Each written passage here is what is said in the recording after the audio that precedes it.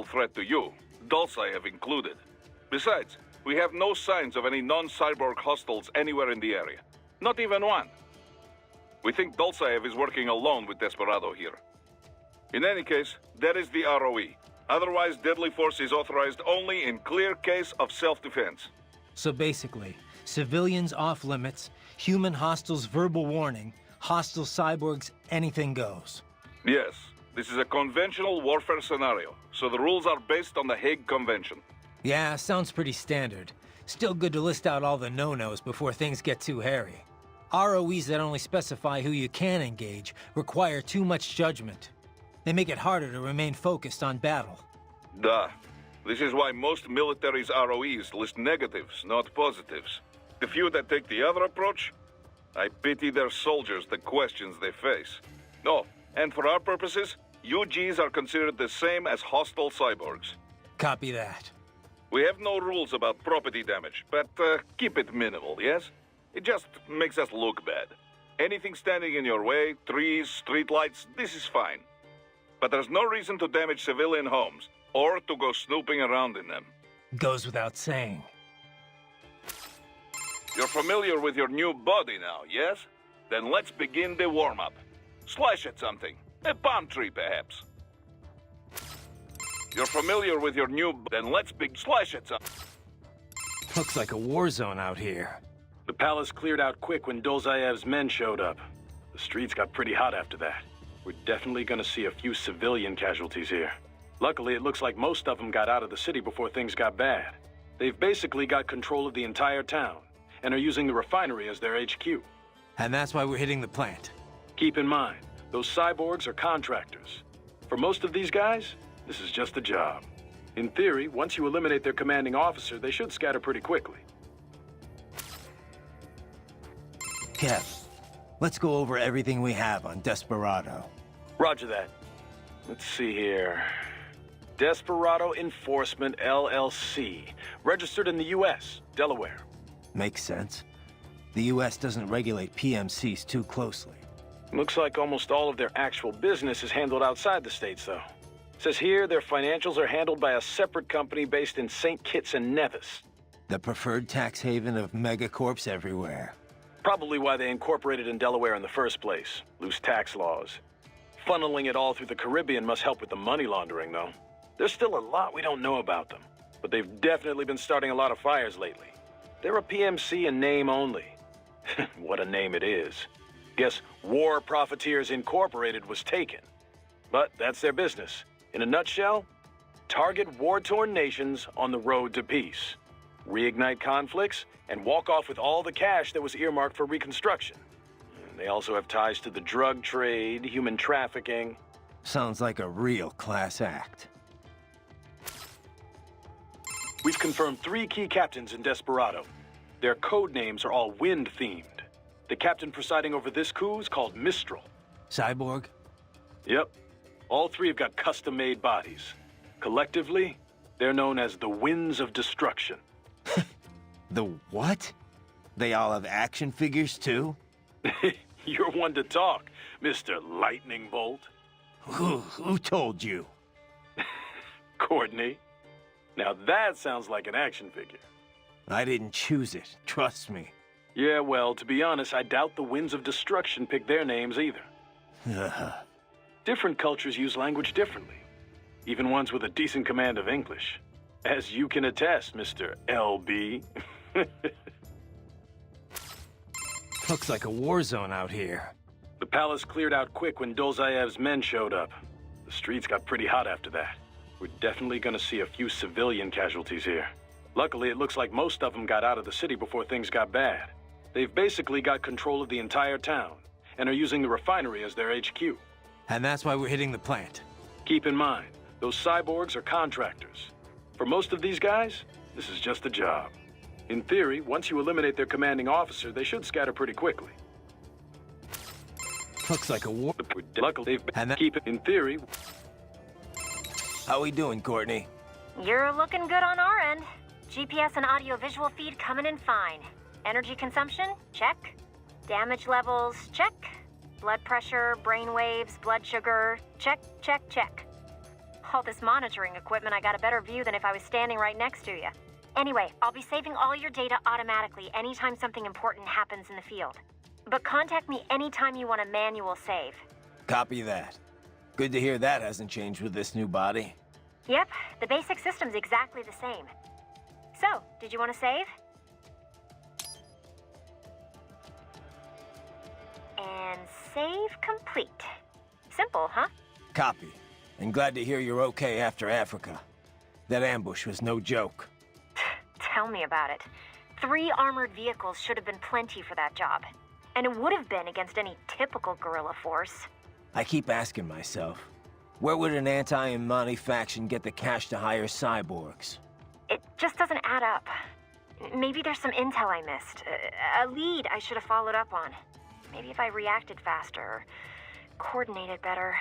I don't know. You can't think that way, Courtney. Not in this business. You did everything you could. Put it behind you and move on. You're right. Thanks. Raiden, you need to save? No? What's up? I wanted to follow up on our talk earlier about the stress that comes with the job. PMC work can be traumatic, even for non-combatants. If the pressure ever gets to be too much, have one of the ex-military there take over. Just... I'm not doing that, Raiden. PMCs wield massive influence over international affairs. Abolishing SOP didn't change that. They need a better understanding of what they're mixed up in. The laws, politics, local cultures. Ex-military aren't here to provide that. They can't. We need civilian voices like mine here too. You're right. Just take care of yourself. Don't worry. Africa was more than enough excitement for one lifetime. It's a good thing that limo was armored. Yeah. Otherwise, you'd now be the world's clumsiest cyborg. Hey! Cyborg Courtney could have been your partner. I might have saved your ass. How?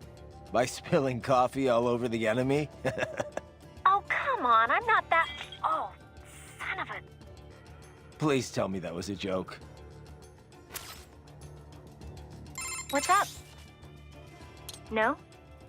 Did you need anything else? No, guess not. Just wanted to hear the sound of your voice.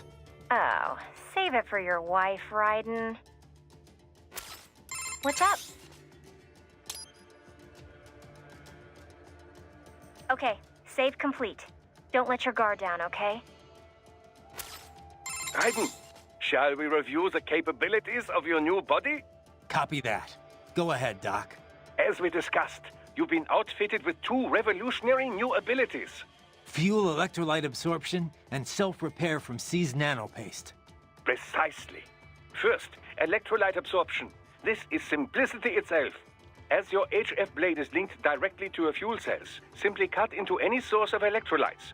Say, a hostile cyborg made up of CNT muscle fiber. And your fuel cells will recharge on their own. Rather elegant, wouldn't you say? I would indeed. It's been great so far. But the repair process is a bit more involved.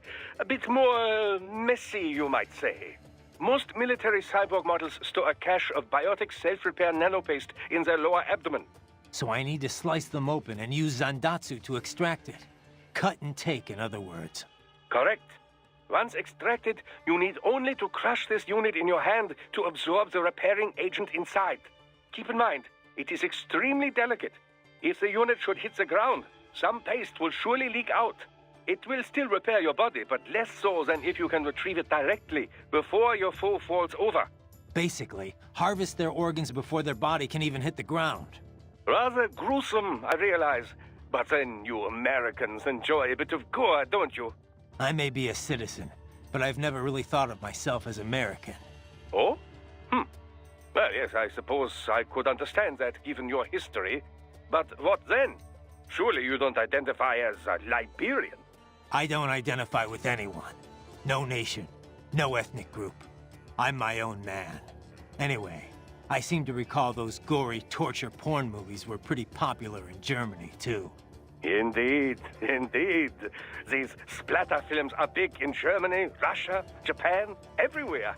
Well, everywhere except regions afflicted by actual warfare. It all has to do with taming our fears, you know? Huh? The desire to feel fear, to taste death, but from a safe distance. These films allow the viewer to delude themselves into thinking they have overcome their fears. This... Okay, okay, Doc. I got the gist. Let's save the full psych lecture for some other time, though, huh? So these self-repair units in the other cyborgs, they mean they can heal themselves at any time? Indeed. It is typically a slow process, not much faster than a regular human body heals a wound. And you didn't think it was a good idea to give me one of these things? Certainly not. We removed all extraneous options in your case to maximize power and speed, you know. Healing wounds is extraneous? Your ability to absorb the nanopaste agent is far more efficient, Raiden. With it, your wounds heal almost instantly. I know, but... And a standard repair unit, once depleted, is nothing but an empty shell inside you. Dead weight. I get that, Doc, but it also means I need to constantly be grabbing them out of enemies. No, it doesn't. Don't be silly. Simply avoid taking damage and you will be fine. Yeah, simple. How is your eye, Raiden?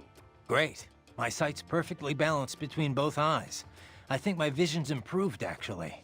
Quite right. Quite right. Your eye patch houses an artificial compound eye unit. The unit contains over 200 million solid-state image sensors, each with its own individual lens. 200 megapixels, huh? Doesn't sound like all that much. More than sufficient for the application. A human's optic nerve has only about 1 million fibers, you know. Were we to add more sensors, your perceived vision would not improve. There's only so much modern image compression technology can do. Huh. So I shouldn't expect any more dramatic improvements to my eyesight? No, your brain would no longer be able to process any more visual information in real time. Still, compared to previous ACEs, yours has 1.4 times the resolution and a superior compression algorithm. It may only result in a slight perceived change, but it could wind up making the difference during a mission. Regrettably, I have not had enough time to develop a new eyeball unit just yet. Thus, I have cut out the ability to deploy the ACE unit